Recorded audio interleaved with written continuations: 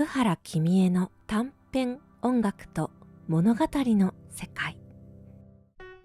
雲の上のコンビニの店員うさぎが聞いた世間話。雲の上に浮かぶコンビニは星の光が柔らかく差し込み、棚には夢のようなお菓子が並んでいた。虹色のエプロンをつけたうさぎの店員は星キャンディ入りの瓶を丁寧に棚に並べながら店長のおじいさんに話しかけた。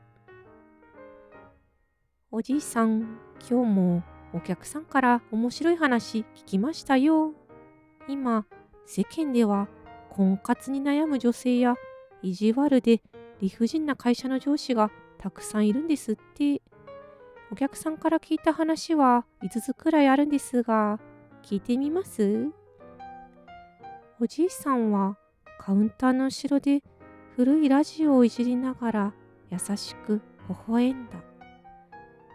ああ、聞かせておくれ。雲のコンビニはそんな世間話で成り立ってるんだからな。1話目、婚活の魔法のドレス。うさぎが言った。先週来た女性、婚活パーティーでいつも失敗するって悩んでたんです。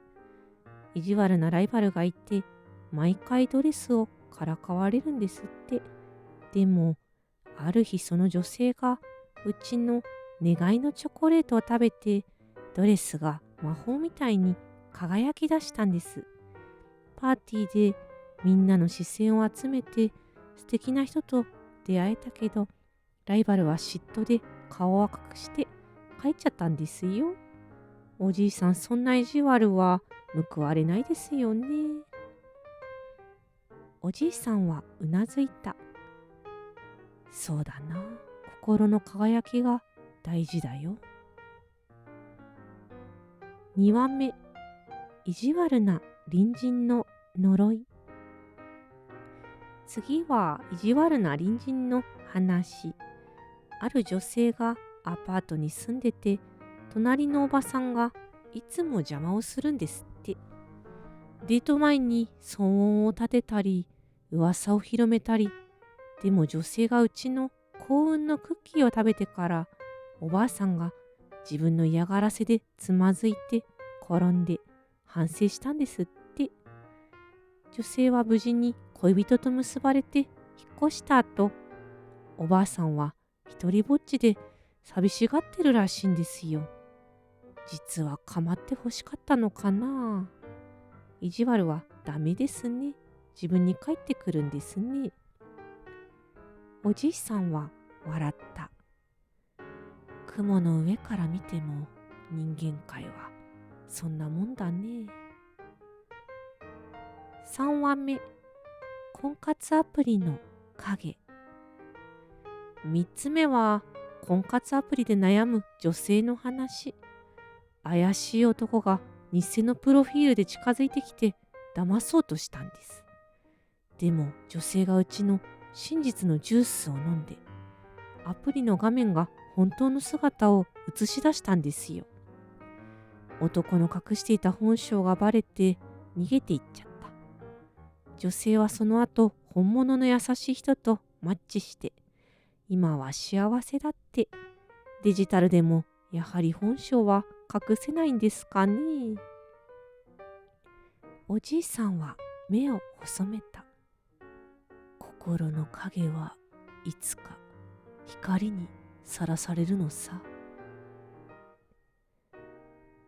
4話目、意地悪な上司の報い。4つ目は職場で仕事に集中できない女性。意地悪な上司が理不尽なやり方で仕事を邪魔するんです。そのせいで女性は不眠症になってしまいました。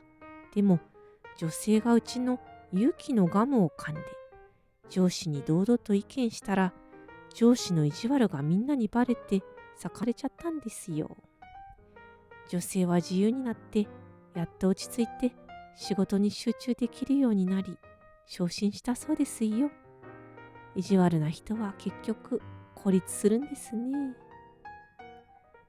おじいさんはため息をついた。力で押さえつけるのは雲のように儚いよ。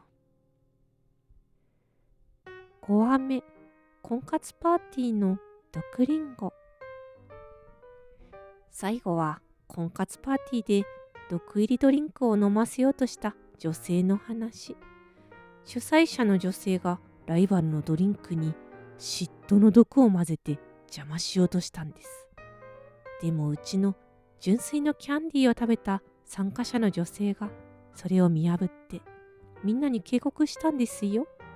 その主催者は追い出されて、パーティーはみんなで楽しく続き、女性は素敵なパートナーを見つけたんです。